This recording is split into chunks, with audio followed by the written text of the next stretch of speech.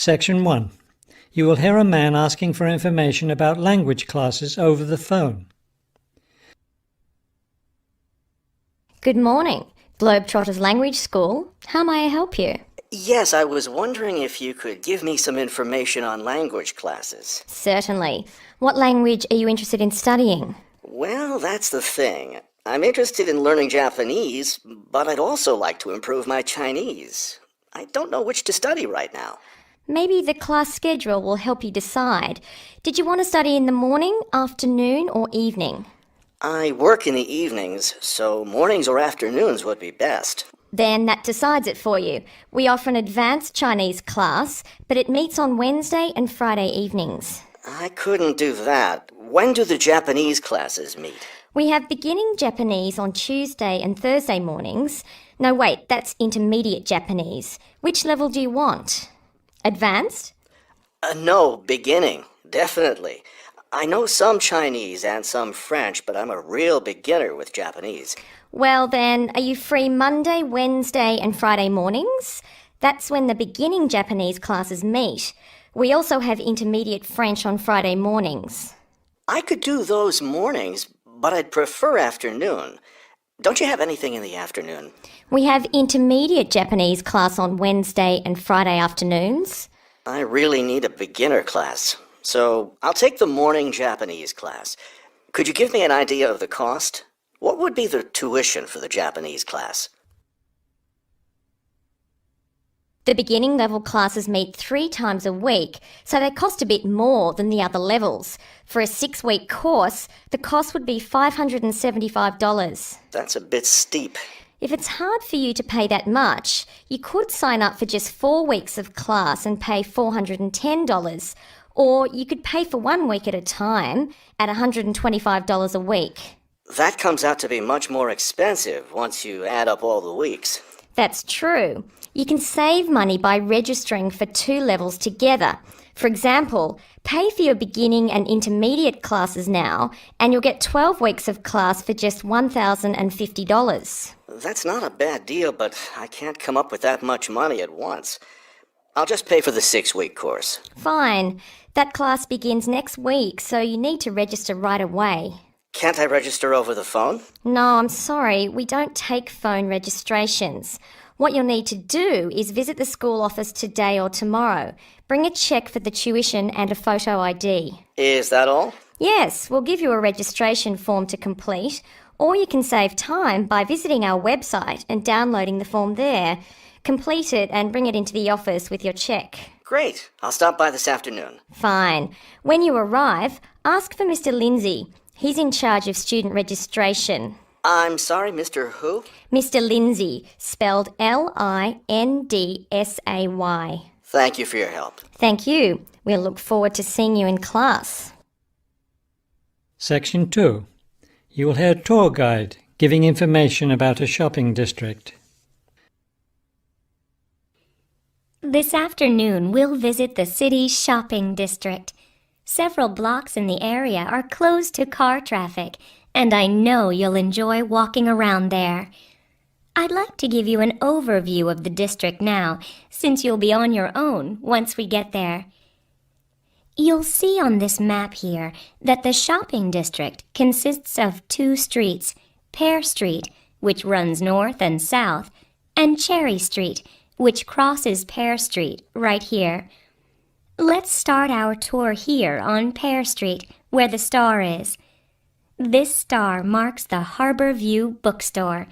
It's very popular among locals as well as tourists. You can buy a range of books of local interest, as well as a variety of magazines and newspapers.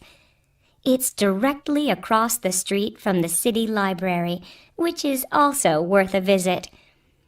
It's in one of the oldest buildings in the city and contains, among other things, an interesting collection of rare books.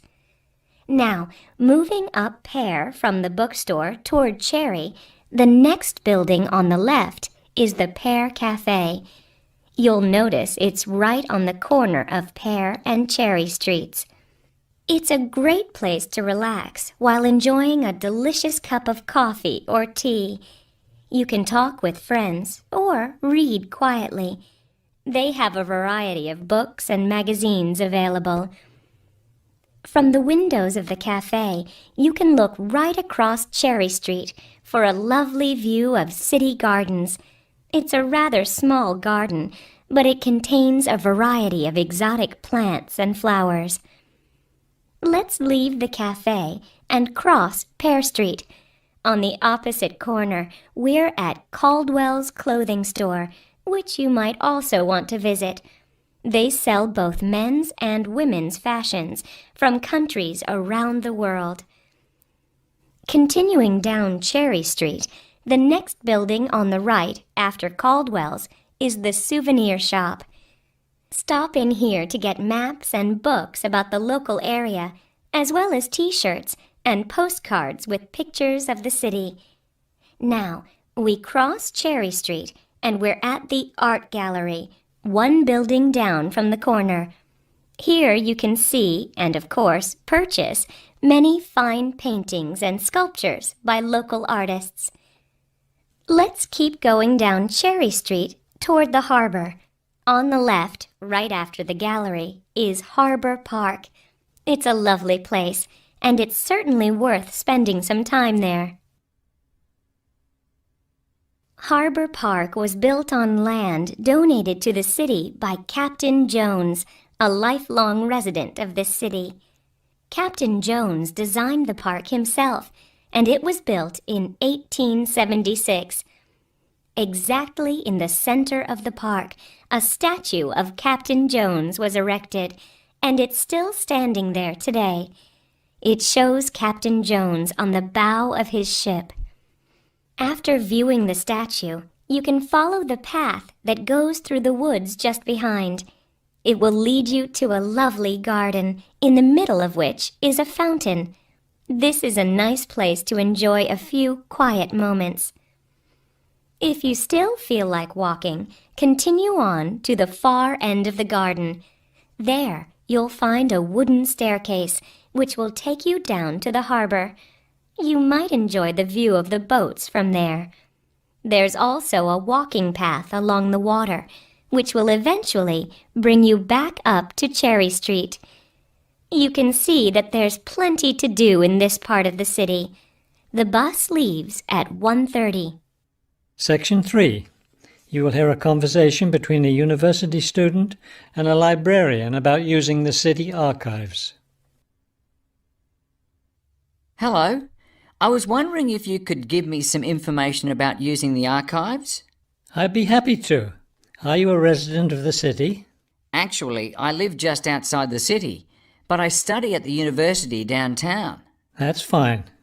All you need to do is show your university identification card, and you can use the archives at no charge, as long as your ID card is current, of course. Yes, it's valid. So I don't have to pay anything? No, city residents pay an annual fee, but students can use the archives for free. Everyone else needs to get special permission from the director, but that doesn't apply to you, of course. Oh, good. I was also wondering about the schedule. I have classes every day, Monday through Friday, and I also have a part-time job, so I could really only use the archives on weekends. That's not a problem at all. We're open all weekend. Actually, the only day we're closed is Monday, so you can come any day, Tuesday through Sunday. Are you open in the evenings? Yes, we're open from 9:30 in the morning until 8:30 in the evening. That will fit my schedule well. Is there something else I can help you with? Yes. One thing I'll be needing to see for one of my class projects is old photographs. Do you have photographs of the city in the 19th century that I could look at? Yes, we store all the photographs in the basement. Those stairs over there will take you down to the photography collection. Just tell the librarian there what you're interested in, and he'll help you. Those would be 19th century photographs? Yes, the entire collection is there. Now, if you're interested in seeing documents from the 19th century, those are right here on the ground floor. I would like to see some of those documents. Does that collection include newspapers too? No, all the newspapers from the earliest ones in the 18th century up to the current time are on the second floor. Here, let me just give you this map of the archives and you'll be able to find whatever it is you need. Thank you. Oh, I see you have a whole room devoted to maps. Yes, on the 3rd floor. That's great, because one thing I need to do is look at how the city has developed over time. I'm sure you'll find a lot of helpful information there. Of course, some of the maps are several centuries old, so generally visitors are only allowed to see photographic reproductions of them. That shouldn't be a problem. What's this on the 4th floor? Ogden's Woolen Mill. As I'm sure you know, Ogden's Woolen Mill was the major entity responsible for the growth of this city in the 19th century. The Ogdeniers gave money for the archives to devote an entire floor to information about the history of the mill. Will I be able to find information about the Ogden family there? Photographs, personal papers, things like that? Probably the family photographs are stored downstairs in the photography collection. The personal papers would be on the 5th floor, where we keep all the personal papers of famous residents of our city. Thank you so much for your help. I'll be able to do a lot of my research here. Section 4. You will hear a lecture about wind energy. With the rising cost of fossil fuels, there's a great deal of interest these days in developing alternative sources of energy. Today, I'd like to talk about one of these, wind power. In the past couple of decades, there's been an upsurge of interest in using the wind as a source of energy, but the idea isn't new at all. People have been harnessing the power of the wind for centuries, ever since ancient peoples first used sailboats. In ancient China, farmers used a rudimentary sort of windmill to pump water. Wind power was used in other parts of the ancient world as well. In Persia, for example, farmers used wind-powered mills to grind their grain. During the Middle Ages, in the Netherlands, people went back to the ancient idea of using the power of the wind to move water. They used windmills to drain lakes, thereby creating more land for farming. At present, people around the world are using the wind to generate electricity, some old methods, some new. Is this the solution to our modern energy problems? Well, as with anything, there are both advantages and disadvantages to using wind power. Let's take a look at some of the reasons to use wind power. One of the biggest problems with using fuels, such as oil and coal, is pollution. Wind power, on the other hand, is clean. It causes no pollution and therefore doesn't contribute to global warming. Another great advantage of wind power is that it's a renewable resource. Oil and coal reserves are limited, but will never run out of wind. Economics is another reason to use wind power. Using the wind to generate electricity costs less, much less, than running other types of generators. In addition, since wind turbines don't take up much land, the land around them can be used for other purposes, such as farming. There are disadvantages, however. Even though generating electricity with wind is relatively inexpensive, the technology isn't cheap. The initial costs of setting up wind turbines can be quite high. Another issue is reliability. Wind doesn't blow at a constant strength. Therefore, at times, a lot of electricity can be produced, while at others there may be little or none. Wind turbines usually have to be located in rural areas where the land is open. Their distance from cities, where the most electricity is needed, is another issue. Although wind is considered to be a clean source of energy, wind turbines cause their own sort of pollution. Wind turbines are usually placed in high, open areas where they're easy to be seen. Rural residents often feel that the beautiful local scenery is spoiled by the sight of the wind turbines. In addition, wind turbines aren't quiet. In fact, one wind turbine can produce as much noise as a car traveling at highway speeds.